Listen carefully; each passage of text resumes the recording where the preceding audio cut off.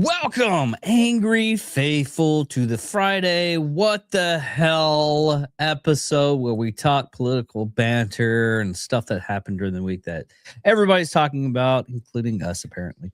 One of the big things, Bill, we basically get to do what we want in Greenland now, huh? Not yet. Not yet. Not until the And you know what? fully done. We can't now.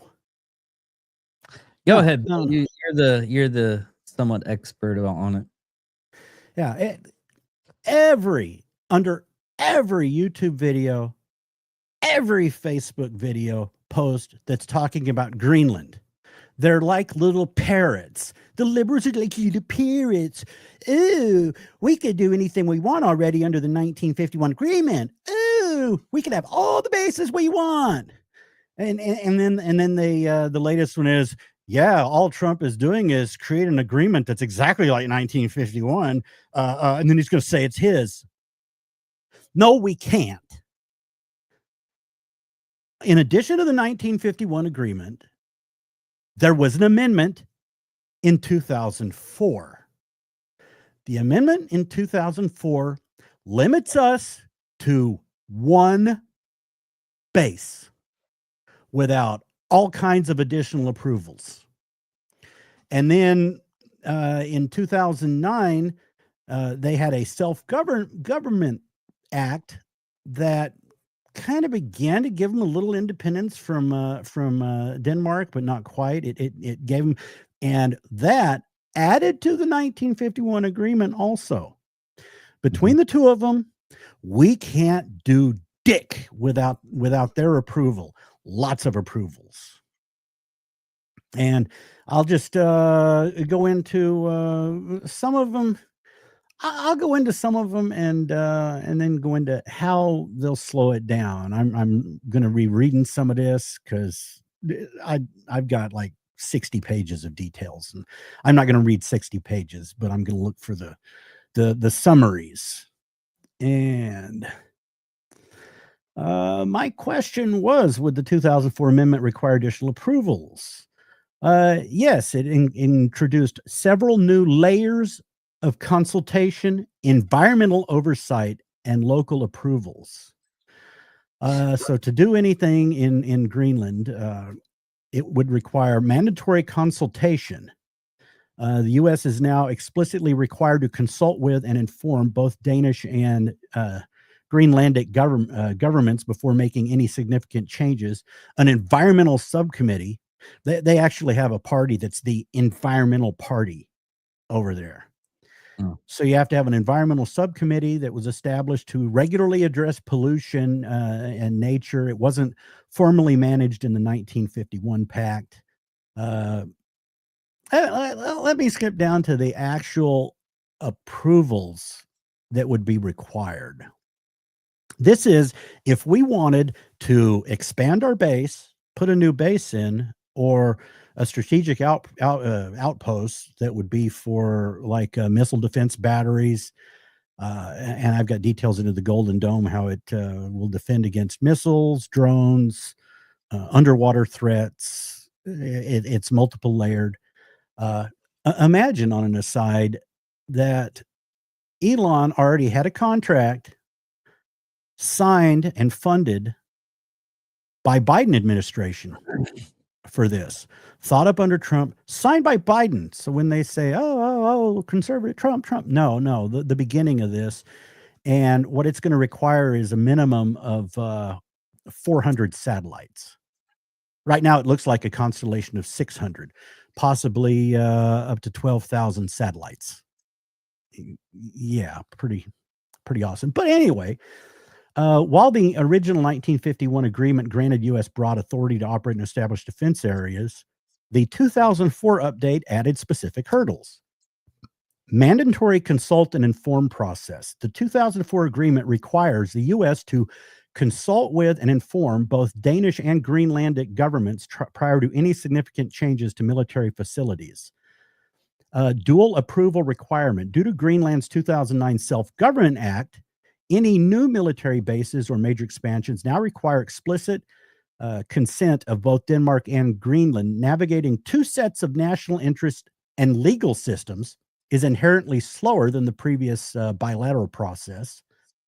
Environmental vetting, 2004 Joint Declaration on Cooperation on the Environment, mandates that U.S. operations are more protective of either U.S. or Greenlandic environmental standards. So you'll have lengthy committee studies on that if they want to do anything major. That 2004 framework formally recognizes Greenland's authorities as stakeholders, opens projects up to local political debate. So what you're saying? So what you're saying, if we do anything, we have to do like environmental studies and everything when we get it done, right? Environmental studies, then local debates. Economic negotiation. Unlike the 1951, where the base was rent-free, current expansions involve economic and technical partnerships negotiating over local employment, infrastructure investment, and maintenance contracts before a construction begins. So cut the fuck out with we could do anything we want. And I came up with, I threw this into an AI and I said, what would be the possible required timelines for this? And here it said the complex layers of trilateral consultation and environmental review mean major projects can take years to move from proposal to construction. Based on the framework, and this isn't Trump's new framework, this is the framework of the current deal that we are under. It typically breaks down as follows. Pre-permit negotiations, 6 months to 2 years. Unlike the 51 era, where the U.S. could act semi-unilaterally, the 2004 agreement requires the U.S. to consult and inform Denmark and Greenland. Recent diplomatic disputes, such as those over base maintenance contracts, took nearly 6 years of protracted trials and strenuous diplomatic negotiations. 6 years, base maintenance contracts. Environmental review, standard review.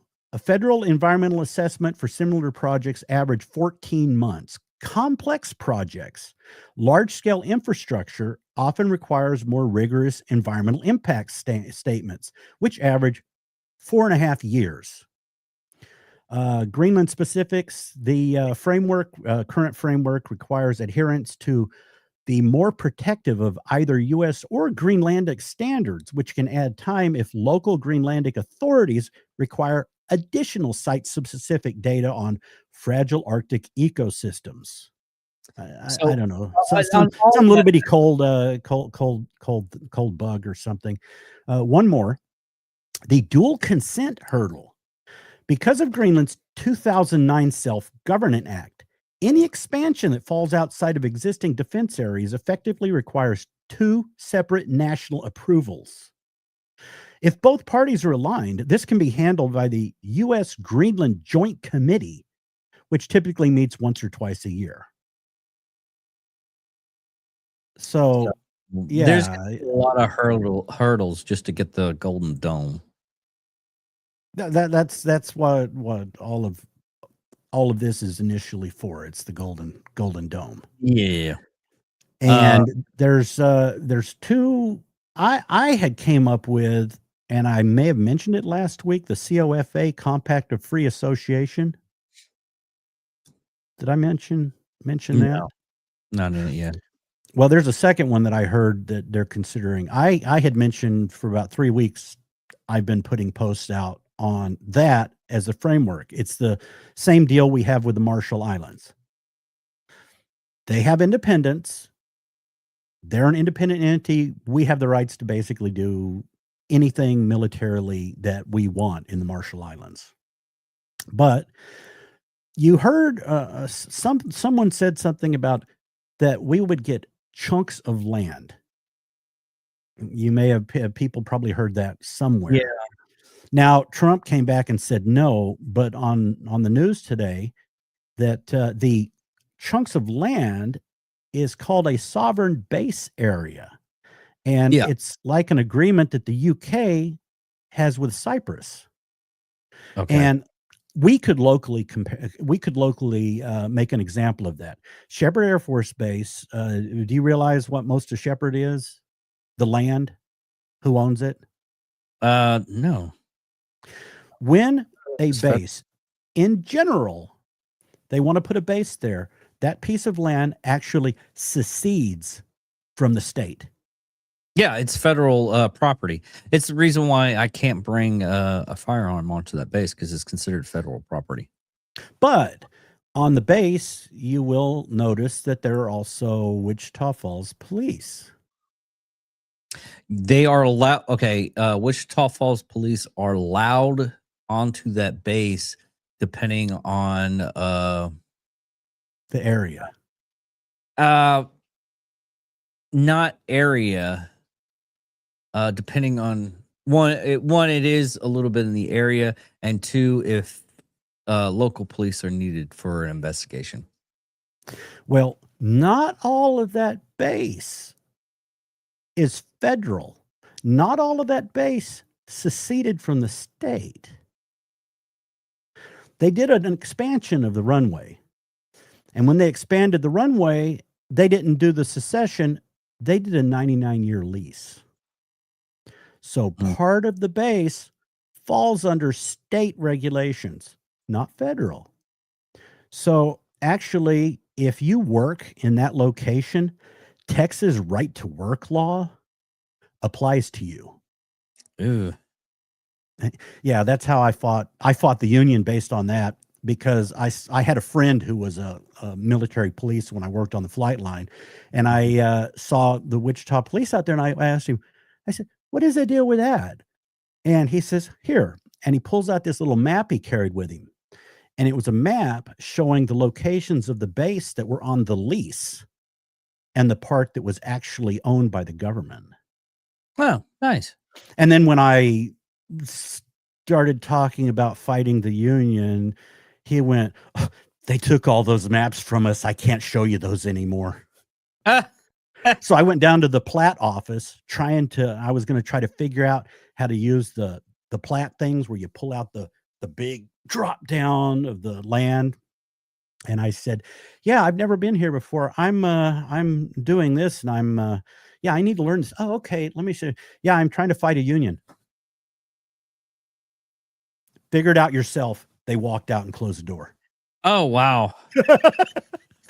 So yeah, that's the state of unions. But that's the same concept of what Cyprus had done with the British. The British took pieces of the land for themselves. But in the interview with the current head of Greenland yesterday, he said no one's going to take chunks of our land. So while on the news today, one of the analysts said, "Yeah, they're looking at that agreement." No. And the compact of free association would be better for Greenland, but pisses off Denmark because it cuts them out. Hmm. Okay, so the whole deal is Denmark has to keep paying the population of Greenland $600 million per year. U.S. gets sovereignty over whichever part we want for U.S. Military base. USA gets mineral rights. China and Russia are not allowed in Greenland, and the total cost is zero. So, also, this hit today. Uh, Japanese Prime Minister Shinei Takashi just dissolved the House of Representatives, triggering a snap February election. Her party is posed to gain massive control. This is a bold power move. Japanese shifting hard to the right. So that will be interesting. It won't happen until like February, so we'll just keep you updated on that. I find that Snap kind of interesting news. snap elections are interesting. Yes, very much so. You know, it's not like, okay, a country has 2-year, 4-year like we do. A country can go, the leader can go, let's have a new election. And why is Carney being such a bastard to Trump? I don't know.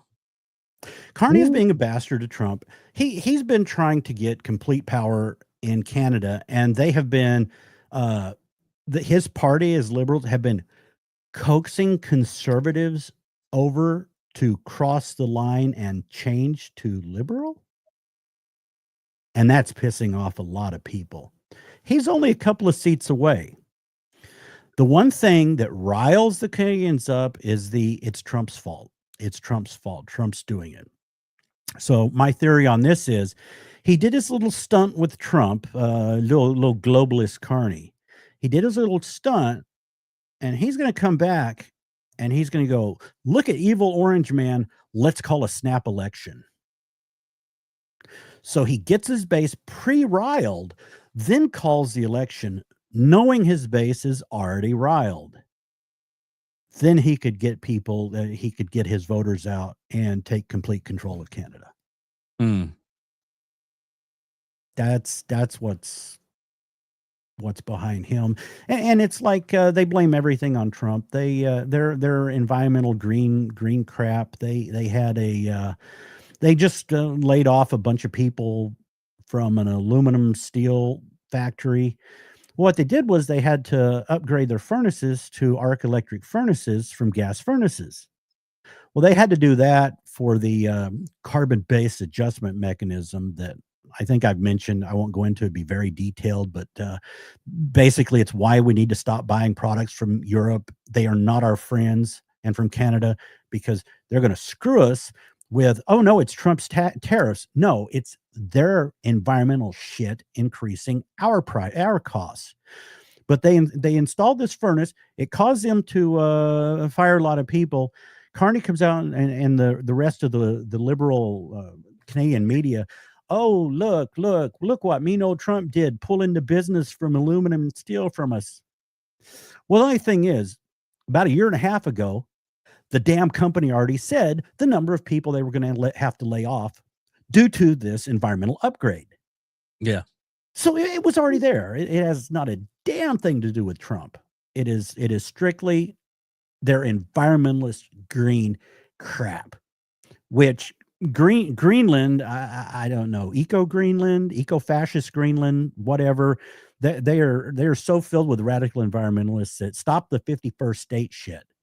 We do not want 2 permanent eco-fascist senators. That would be there. It would be like California on steroids. Yeah. Here's another thing I found out this week too. While we don't mine minerals in our own state most of the time, and this is a business a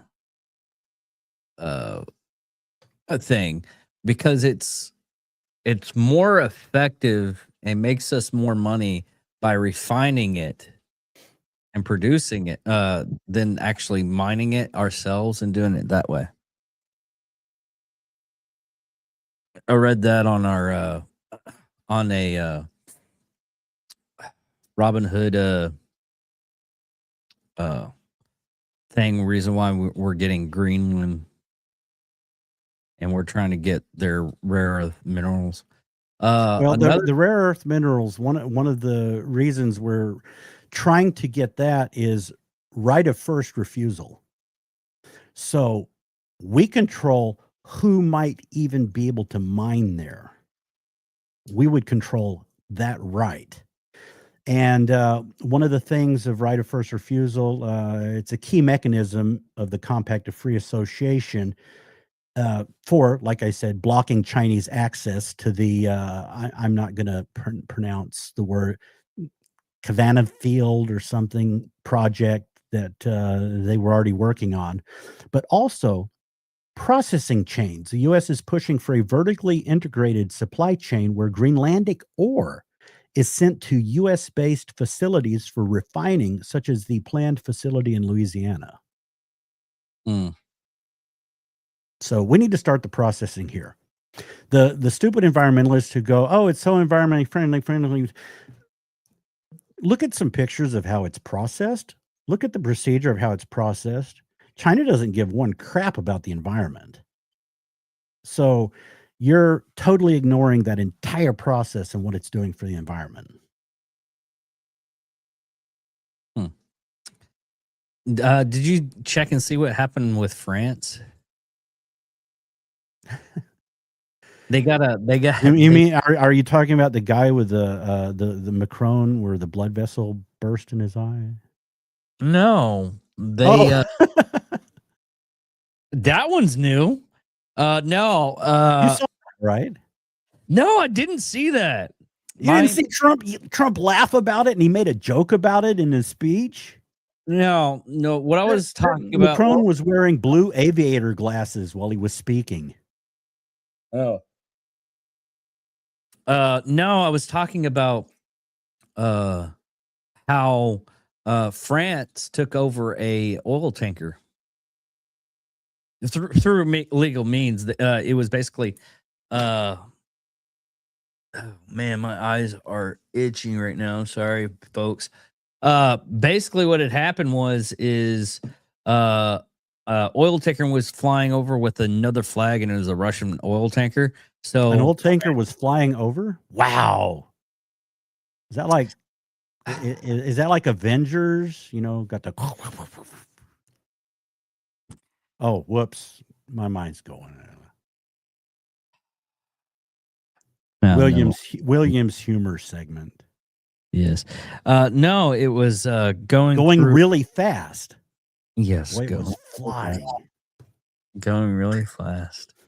But anyways, it was going through, and France found out about it, and they basically took it over, and they're probably going to sell the oil. So, but when U.S. does it, it's bad. But when other countries do it, like, oh, we're just doing our job. Where was it from? Russia. Well, was it like the last one or most recent that was a Venezuelan tanker that threw a Russian flag on it? Where was it from? Was it going to Russia or? Hold on. Let me pull up the full article.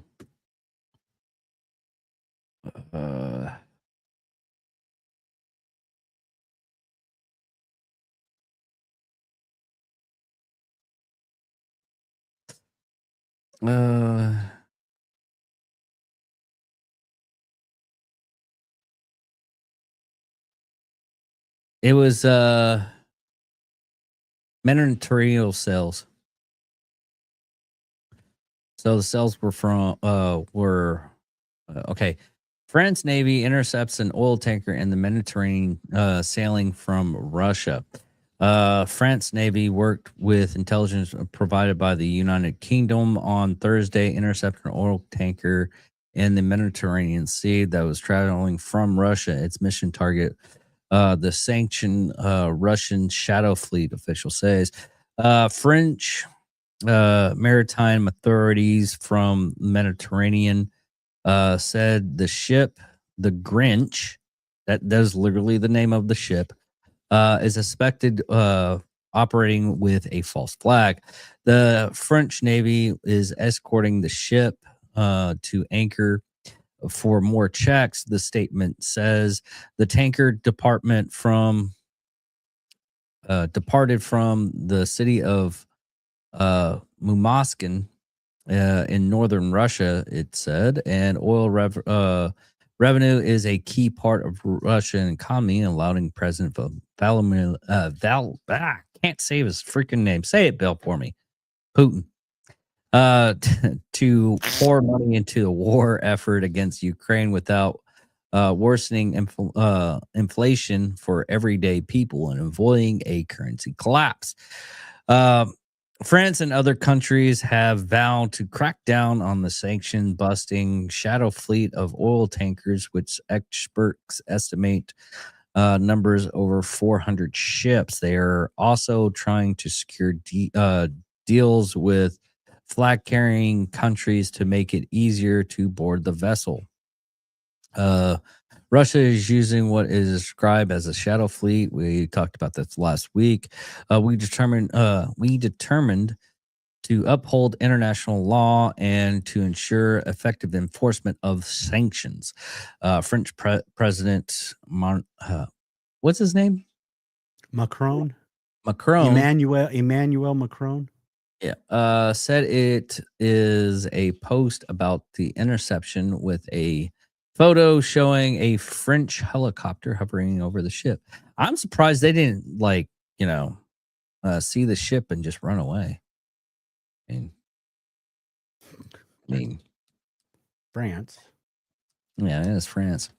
Anyways, now next week we're going to go on more detail on this, but we're going to do a little thought provocation on this.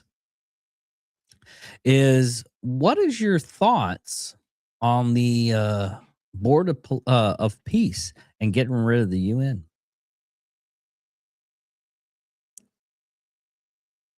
Bill? Oh, you're directing that to me. I thought you were directing that to our vast audience, wanting some input. Hey guys, come on, input. Well, the people that are listening to this, it made the first thing it made me think of is Independence Day. Really? I don't know why that flashed into my head when he looks at the alien and he's about to launch the missile and they're caught. They think they're going to die and he launches it and Will Smith goes, "Peace." I heard Board of Peace and it made me want to watch Independence Day. Really? Yeah, it did. And no, it wasn't some last minute deal cooked up by Trump. It was in the 20-point peace plan with Gaza that 35 nations signed onto. So it was there. It wasn't anything new. I was wondering why most of the people that are on that board were around Middle Eastern areas. I really did. I was like, man, he got all those Middle Eastern people to. It was just that was my main thought on that was he got a lot of Middle Eastern people that usually don't talk to each other all too well. I guess it's a start. Part of his Abraham Accords. And that kind of led up to him being able to do the Gaza peace deal. But one of the things that it does is Trump is going to pocket the money and build a new casino on Greenland.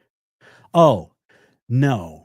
There's a lot of approvals. It's going to go into a bank and it's going to require a lot of approvals and there's a lot of audits. And that's a little bit further down. This is the casino on the Gaza Strip. Oh, that one. Yeah. Oh, yeah, that's the one. But I don't know. I wonder if he's going to use the board of. Is he going to use the Board of Peace money for it? So he doesn't even have to. I don't. We say this now. Then someone watches this episode and gets to this part, or it gets clipped in, and I make the clip and I put it up. And people start believing that bullshit. And it was like, Trump's making a casino on the Gaza Strip and he's using money from the Board of Peace. Oh, the algorithm's gonna. Oh man, I'm almost laughing myself into passing out. Dude, that's gonna be an auto clip. I'm going to your house after this, and I'm like, you did this. You did this. You better preview the auto clips. That'd be so hilarious. Golden Dome? No, for the Golden High Rollers. Yeah. Which anyway, the money is going to be used for the first usage of the money. Now it's not going to be all used for it. It's going to be for the reconstruction of Gaza. And that way you won't have to pull as much money from the American taxpayers for the Rebuild Gaza effort. Which that place is needing it really bad. But here's another thing that happened because Russia was invited for it, and this is what Vladimir Putin has to say about it. We could contribute $1 billion to the Board of Peace from the frozen assets assets frozen by the previous administration, and the remaining funds from the funds frozen in the United States could be used to rebuild territories that suffered during hostilities. Once we sign a peace deal between Russia, we could. So basically, he's wanting to use the frozen assets, which Ursula von der Leyen probably shit her pants on that one. a lot of countries probably did that because a lot of she's the head of the EU, and she's the one that directed them setting it up where they. I think we've gone into it before, but I'll refresh people's memories. It was either last week, or the week before that, and we got to hurry up. We only got like 9 minutes for this episode. But yeah, they already spent that money, didn't they? No, they spent the interest on it. What they did was they had their banking system take out loans backed by the money that they don't have access to. Oh, they because of the EU charter and all of that, and no one would trust them, they couldn't just spend the money. So, but they needed money to fund their garbage because they can't, they got to keep fighting. The war can't end. Now, if the war ends and he gets the money back, their whole banking system collapses. Businesses aren't going to trust him. They're going to leave Europe because they've borrowed money again, big sums of money against something that they don't have the rights to. See, what they now, this is just me thinking as I'm not an economist, I'm not anything like that. What they should have done is put into an account where it gets like a whole crap load of interest, which they did. Okay. Yeah. And they're confiscating and spending the interest. That is the stupidest thing you could possibly do. Is spend in their technicality, they're like, okay, we don't have the rights to the root amount, but hey, we'll put it somewhere to make interest, and we can take the interest by our charter. That's not taking someone's money, just spending the interest. So they were fine with that. It's this latest crap that they did recently where they took the big loan backed by it. And then after the loan backed by it, Trump came out. In fact, this is how it came out that they had done that.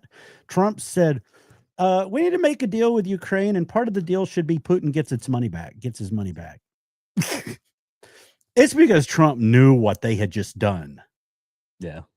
And he highlighted it with that so they would go, oh, shit.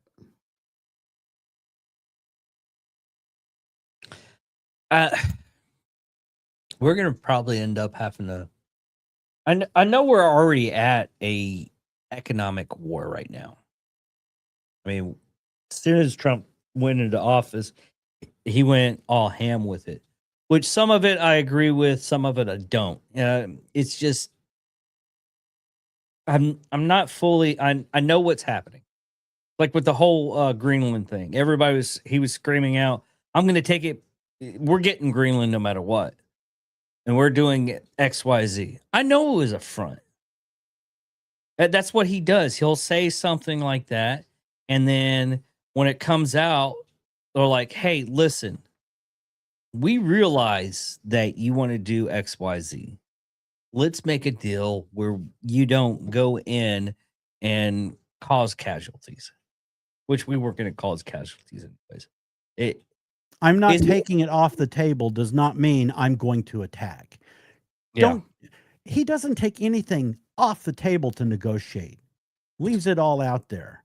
Why get the, well, you said this and you said this. No, I didn't, because I didn't take anything off the table. We're negotiating. Yeah.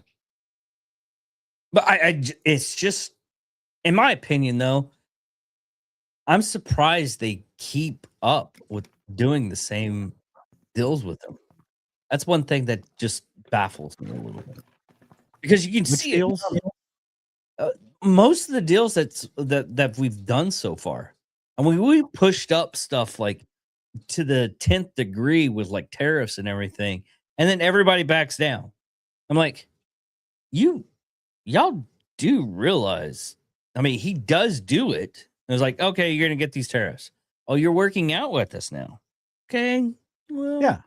Oh, taco. The latest thing is like, he backed down from saying he's going to attack Greenland. What? The liberals wanted him to attack Greenland now so they could say he didn't back down? Yeah. Well, if he doesn't attack Greenland, then that means he's backing down and he's a taco. Yeah, it's He like he never intended fucking morons. Well, right now, the newest thing right now is everybody's screaming for help with Iran and everything. I think the aircraft carriers didn't make it as fast as they think it should have, because they were prepared like, I think, last week, but they're still doing some extra stuff. But they had those hover carriers we were talking about, like from the Avengers, and they could have made it. Or do we have those? We don't have in those. your vast military background. Have you been on like conspiracy sites and seen any glimpse of that? Do we have those? Probably not. We would have you. Actually, they wouldn't be at like area. They're not at Area 51. Know that much. Well, Stargate was buried in the Arctic, in Antarctica. So we just pulled away from Antarctica. Did we pull away because we've got something there and we don't want people to know we're actually still there? No, the original Stargate was in the desert in Egypt. Yeah, I mean the second, and we had that since 1947. Right? No, we needed the second gate though. Yeah, because we got our first gate stolen. Oh, one other point. I had made last week about Murkowski undermining Trump by going over there at the same time Vance and Rubio was having the meeting with Danish and Greenland diplomats. She went over and had meetings, or she had the same meeting in the same area with the actual president of Greenland and Denmark, the premier or whatever. And then she flew to Copenhagen basically to meet with NATO and undermine Trump. Well, I had to plug in, okay, what did he do now? Trump met with NATO at Davos. And NATO is going, Ruth, the head of NATO, is going, yeah, we need to back Trump in this Greenland thing. So I threw out a question.